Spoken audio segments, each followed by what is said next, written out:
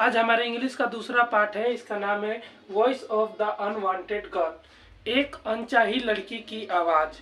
इस पूरे पार्ट के अंदर हमें एक जो आज के समय में आज से जो पहले, अभी भी कुछ स्थानों पे ऐसा होता है, लेकिन जो आज से बहुत समय पहले हुआ करता था कि अगर बेटी पैदा होती थी तो उसको मार दिया जाता था और बेटे को घर का दीपक माना जाता था, बेटी को घर का बोझ माना जाता था। ये उसके ऊपर एक बहुत ही अच्छा कविता पोइट ने लिखी है और आप इसको देखेंगे तो इसके अंदर काफी मार्मिक और हृदय को पिघलाने वाला जो दर्द का बयां किया है कवि ने, और बहुत बेहतरीन कविता लिखी है। हम इसको पढ़ते हैं।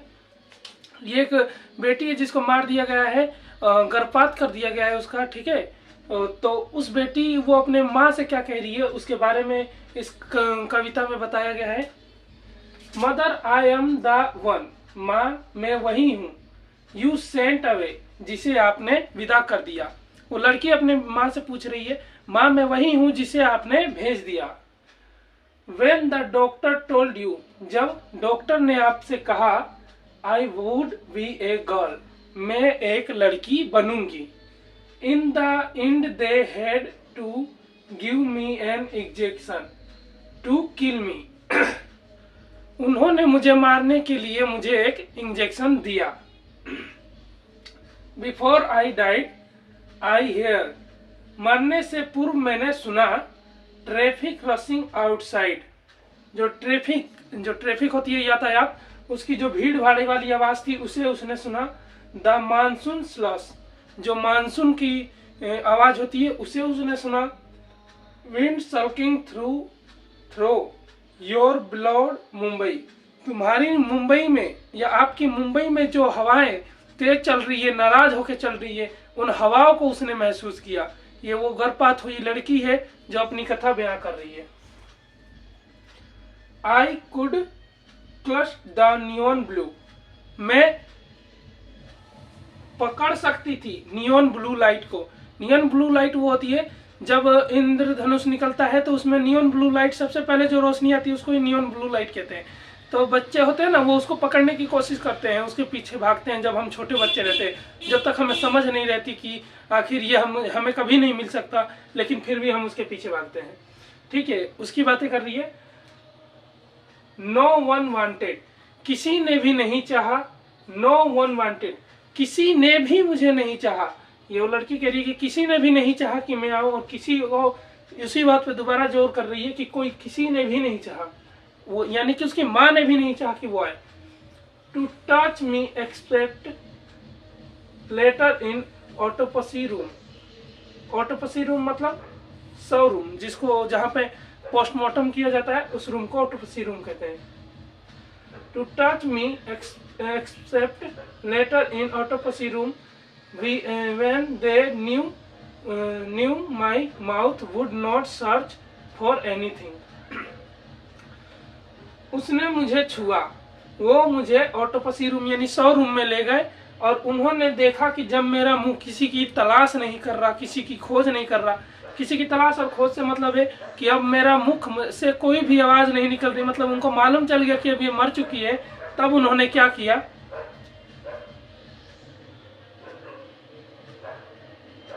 माई mouth and my head could be a major, मेरे सिर का नाप लिया गया, ठीक है। ऑटोपसी रूम में उसके सिर का नाप लिया गया इंची टेप से। And bent cut A part, और उसके सर को मोड़ कर काट दिया गया छोटे छोटे टुकड़ों में, ठीक है। इतना मतलब मार्मिक दृश्य बताया गया है कि उसकी छोटी सी बच्ची को ही छोटे छोटे टुकड़ों में उसके सर को काटा गया, ठीक है। I looked like a slight pomegranate, मुझे महसूस हो रहा था कि मैं एक अनार के दाने की तरह बिखरी हुई हूँ। जैसे हम अनार होता है उसको काट देते हैं तो अंदर लाल लाल रहता है, और जब वो फटता है तो ऐसा लगता है कि खून बह रहा है। तो उस तरह उसको महसूस हुआ कि मैं एकदम अनार के दाने की तरह बिखरी हुई हूँ। The fruit you never touch, मैं वो फल हूँ जिसे आप कभी नहीं छू सकते। Mother I am the one cent away, माँ मैं वही हूँ जिसे आपने भेज दिया, ठीक है। When the doctor, जब डॉक्टर टोल्ड यू, आपसे कहा, जब डॉक्टर ने आपसे कहा, I would be a girl, मैं एक लड़की बनूंगी, योर सेकेंड गर्ल, आपकी दूसरी बेटी बनूंगी। यानी कि यहाँ पे कारण बताया गया है कि उसको क्यों उसकी माँ ने मरवा दिया, क्योंकि वो उसकी दूसरी बेटी थी। पहले के टाइम का आप समय जानते हैं कि एक, पहली बात तो बेटी को पैदा करना उस समय गुनाह था, अगर हो भी जाती थी तो 1 से 2 नहीं होनी चाहिए, ठीक है, क्योंकि लोग दहेज प्रथा और भी बहुत सारे कार्य होते थे, उनको घर के कामों में लगा के रखते थे, उनको बाहर का काम नहीं करने देते थे, ठीक है। तो इसके ऊपर है ये। वो बता रही कि मैं, जब आपको पता चला कि मैं आपकी दूसरी पुत्री हूं, तो आपने मेरे साथ क्या किया, आफ्टरवर्ड, उसके बाद, एज सुन एज, जब आपको पता चला कि मैं आपकी दूसरी बेटी हूं, आफ्टरवर्ड, इस वाक्य के खत्म होते ही, as soon as you could, जितना भी हो सकता था आपने जल्दी किया, क्या करने के लिए, you put on your grace green sari, आपने पहनी अपनी ग्रेस ग्रीन साड़ी, जो हरे कलर की, घास कलर की साड़ी थी आपकी, जो बेहतरीन कलर वाली, आपने उसको पहना।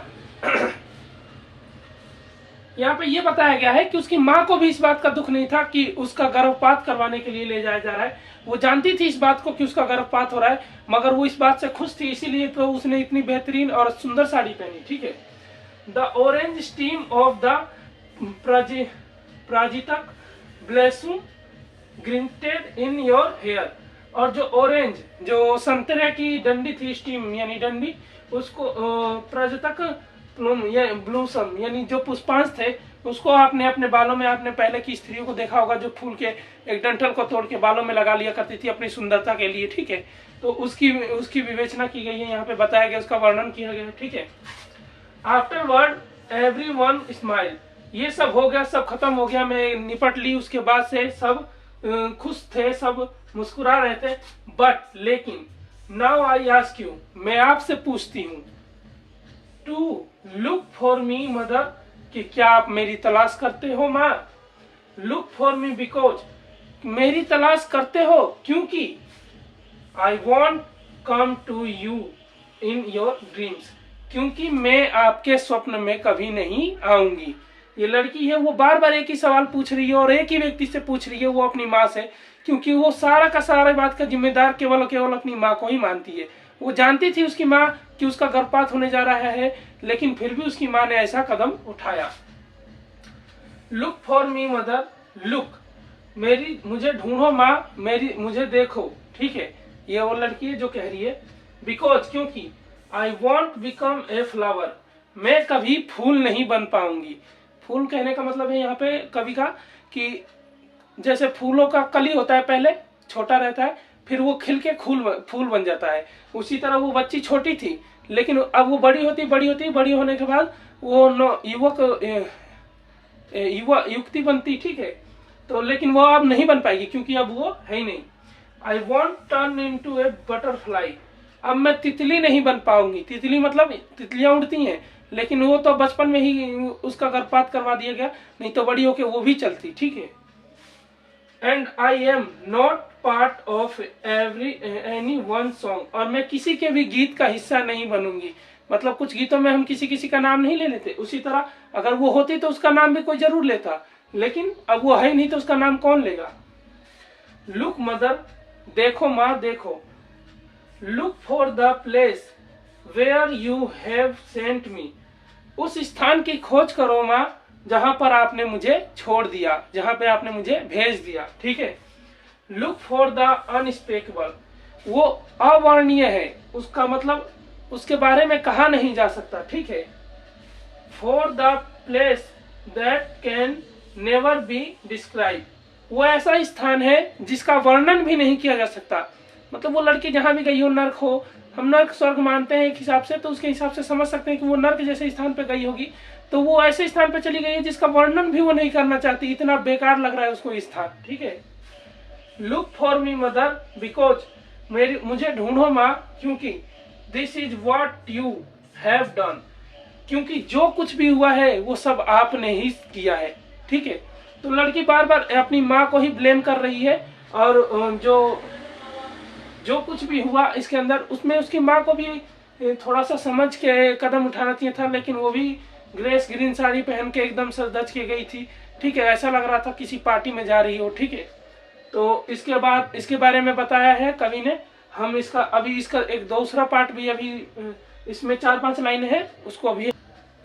Look for me mother because, मेरी तलाश करो माँ क्योंकि this is not God's will, ये ईश्वर की इच्छा नहीं थी। इसका मतलब लड़की कहना चाहती है कि कई लड़कियों की मृत्यु या फिर किसी की भी मृत्यु ईश्वर की मर्जी से हो जाता है। किसी का एक्सीडेंट हो जाता है या फिर किसी की डिलीवरी के दौरान मृत्यु हो जाती है, लेकिन ये तो उसकी माँ ने खुद सोच समझ के कदम उठाया था, इसलिए वो कह रही है कि ये ईश्वर की इच्छा नहीं थी माँ, ये तुम्हारी थी। ठीक है, लुक फॉर मी मदर, मेरी तलाश करो माँ, because I smell for formal hydrate, क्योंकि मुझे गंध आ रही है।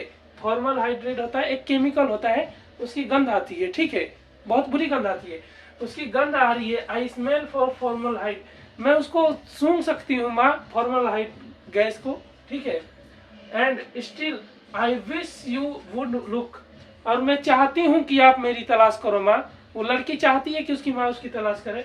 फॉर मी मदर, मेरी तलाश करो माँ। ठीक है, ये कथन काफी ज्यादा दर्दनाक और बहुत ही बेहतरीन लिखा है कवित्री ने, और इसके बारे में जितना भी कहे तो कम है।